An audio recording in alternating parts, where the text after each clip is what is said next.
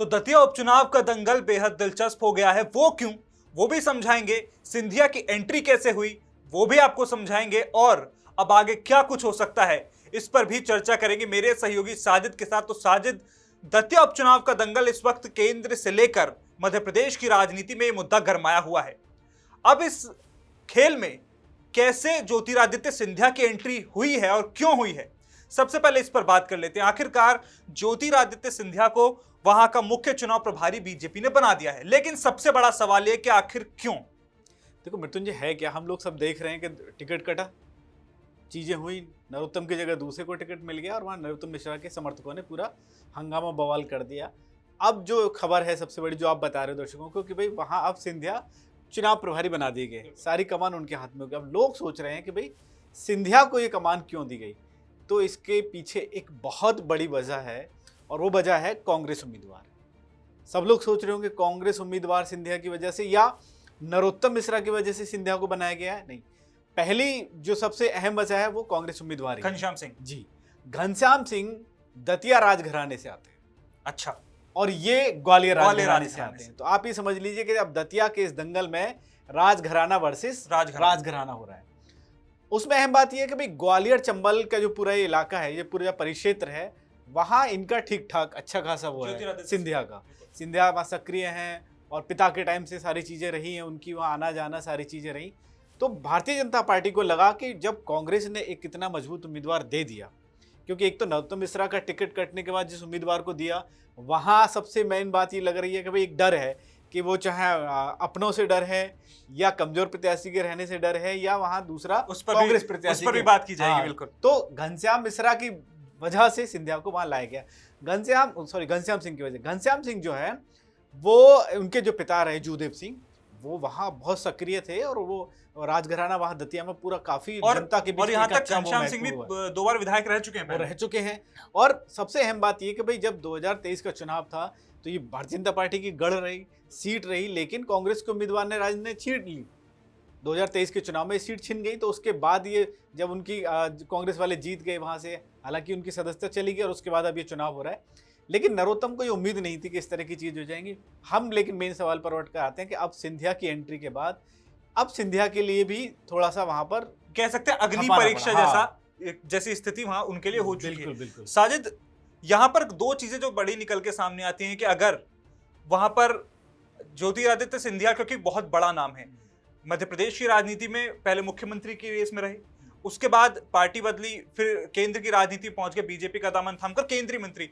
यहां सवाल यह कि आखिरकार एक केंद्रीय मंत्री की साख अब दांव पर लग चुकी है एक छोटे से उपचुनाव को लेकर। देखिए मृत्युंजय, उसमें है ना, अब पहले कहा जा रहा है या हम भी कह सकते हैं कि भाई भारतीय जनता पार्टी ने एक मास्टर स्ट्रोक खेल दिया, ये एक हेडलाइन वाला वो हो गया। लेकिन उस मास्टर स्ट्रोक में अब कोई सिंधिया के मन से पूछिए और सिंधिया की जो पूरी रणनीति रहेगी उससे पूछिए। जो आप कह रहे हैं कि क्या वो वहाँ फंसेंगे, उनकी अग्नि परीक्षा, बिल्कुल ये चक्रव्यूह है। ये चक्रव्यूह इसलिए कि देखो कांग्रेस से आए थे 2020 में, तो कांग्रेस से आने के बाद ये हुआ कि भाई उनको एक के बाद एक तमाम जिम्मेदारी भारतीय जनता पार्टी की तरफ से मिलती रही, उनका कद बढ़ते रहा उस हिसाब से, और कहीं ना कहीं उनके समर्थकों के जरिए या खुद से और वैसे वो ये होने लगा कि भाई वो अब मुख्यमंत्री की रेस में भी उनके नाम चलने लगे थे। पिछली बार जब ये सारी चीज़ें हुई, जब शिवराज सिंह चौहान नहीं मुख्यमंत्री रहे, अब सिंधिया को अपने आप को यहाँ सिद्ध करना होगा। पहली बार उपचुनाव है, भले ही लिटमस टेस्ट कह सकते हैं, बिल्कुल कह सकते हैं, ये उनकी अग्नि परीक्षा, लिटमस टेस्ट, और ये उस चक्रव्यूह से निकलना है। लेकिन उस चक्रव्यूह से निकलने के लिए 2-3 चीजें उनके लिए हो जाएंगी।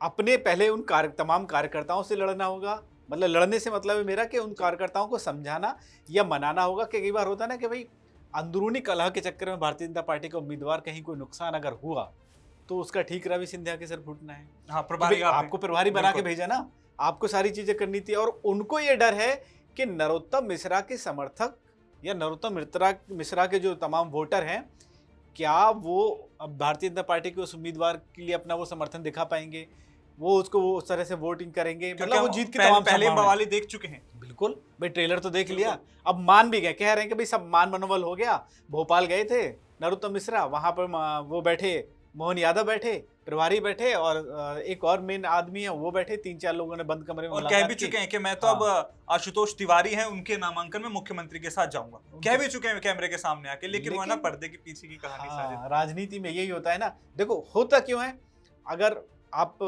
समझें, हम लोग समझें, जितनी परीक्षा, अग्नि परीक्षा वहां पर अभी सिंधिया के लिए, उससे कहीं ज्यादा नरोत्तम मिश्रा का भविष्य भी वहां टिका है ना, बिल्कुल। है ना। वो चीज ये है कि अगर अभिषेक वहां जीत गए तिवारी, तो अगली बार नरोत्तम मिश्रा क्या आशुतोष तिवारी। सॉरी आशुतोष तिवारी, आशुतोष अगर वहां जीत गए तो नरोत्तम मिश्रा की तो सारी संभावनाएं खत्म ना, अगली बार तो नहीं रहा टिकट।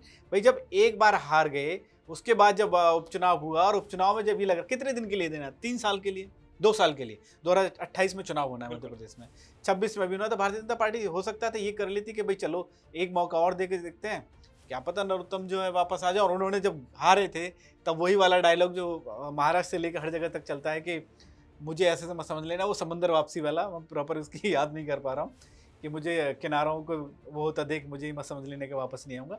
तो एक मामला ये रहा था।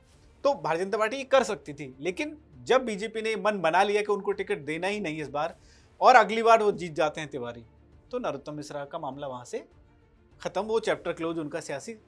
तो एक उनके लिए ये मान लिया जाए कि प्रदेश की राजनीति में उनके लिए कुछ नहीं बचे। हाँ, क्या करेंगे भाई, कोई और जगह से वो नहीं जाएंगे, भोपाल से वो लड़ेंगे नहीं, या कोई जो अभी सिटिंग एमएलए है वहां पर जीता हुआ, वो अपनी सीट क्यों देगा। वो तो कह देगा भाई जब आप उस लहर में हार गए, जब भारतीय जनता पार्टी मध्य प्रदेश की तमाम जगह पर जीत गई थी, तब आप अपना गढ़ हार गए, तो हम कोई दूसरी जगह क्यों दें, और ये भी चाहेंगे कि भाई मैं दूसरी जगह क्यों जाऊँ।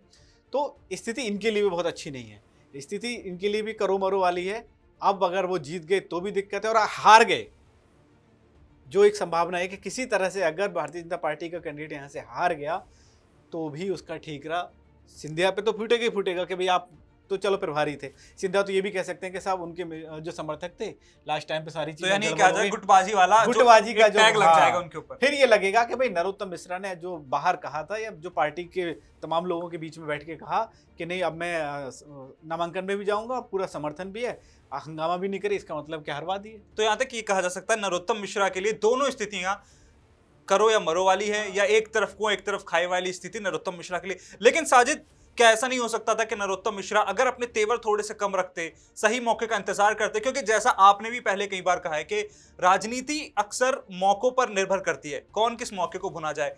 अगर ऐसा होता तो शायद दिल्ली में कोई बेहतर संभावना मिल जाती, या मध्य प्रदेश की राजनीति में ही दिल्ली की तरफ से कोई फरमान आ जाता कि देखिए आप चलिए, कोई बात नहीं है, आप बड़े नेता हैं, कद्दावर नेता हैं, हम आपको कोई और बड़ी जिम्मेदारी दे देंगे। बिल्कुल मृत्युंजय, मौके की जो बात कही ना, उससे मुझे एक थोड़ा सा वो राइमिंग वाली एक लाइन याद आ रही है। मैंने एक जगह एक स्टोरी में लिखा था, उसमें था कि राजनीति में मौका और महत्वाकांक्षा एक वो मजार है जहां आपकी मुराद पूरी भी हो सकती है अगर आपने संयम बरता, और अगर थोड़े से भी आप गड़बड़ हुए तो उस वहां की आपकी मुराद जो है खराब भी हो सकती है, मतलब आपकी मुराद पूरी भी नहीं होगी। तो जिस तरह की टिकट मिल गया था तिवारी को, अब करना क्या था, करना यह था कि भाई आपको अपने आला कमान को, अपने पार्टी के लोगों को, या जो वहाँ जो पर्यवेक्षक थे उनको वो बात अपनी पहुँचानी थी दिल्ली। आपने बात कहाँ पहुँचा दी, हाईवे पर। आपने बात पहुँचा दी ग्वालियर झांसी हाईवे पर, 9 घंटे उसको जाम कर दिया। आपने अपने समर्थकों के बीच में जो भी बात कही होगी, समर्थक सड़क पर आ गए। भारतीय जनता पार्टी में अब नहीं चलता ये। बिल्कुल, और उससे ज्यादा विरोध प्रदर्शन साजिद, हाँ। एक चीज और के विपक्षियों को मौका दे दिया कि जो आप अनुशासन की बात करते हैं, आपकी पार्टी में सबसे ज्यादा अनुशासनहीनता है। बिल्कुल भाई, वहाँ ये सारी चीजें होती हैं कि भाई हम तो चाल चरित्र चेहरा, पार्टी में डिफरेंस, और ये सारी चीजें अनुशासन वाला मामला है। ये जब पूरा दंगल, दतिया वाला दंगल जब दिल्ली वालों ने देखा, तो मुझे लगा कि उनको जो आप कह रहे हैं ना कि एक संभावना बन सकती थी, वो उन्होंने कहा कि नहीं, अब नहीं। बिगड़ैल जब बच्चा वो हो जाए तो उसको सुधारने के लिए ये कर दिया जाएगा, नहीं अब ये सारी चीजें नहीं हो सकती, अब नहीं, अब तो जो जिनको दिया है उन्हीं को लड़ाया जाएगा। इनको बल्कि 2 डांट और लगाई जाएंगी, मतलब उस भाषा में नहीं कहा जा सकता कि उनको वो चपट लगाई जाएगी, बल्कि उनको 2 डांट और लगाई जाएगी। भाई तुमने सारा खेल बिगाड़ दिया। पार्टी की बनी हुई एक इमेज ये थी कि जो फैसला वहां से हो गया उसको अब कोई नहीं टालता। ये तो नरोत्तम मिश्रा है।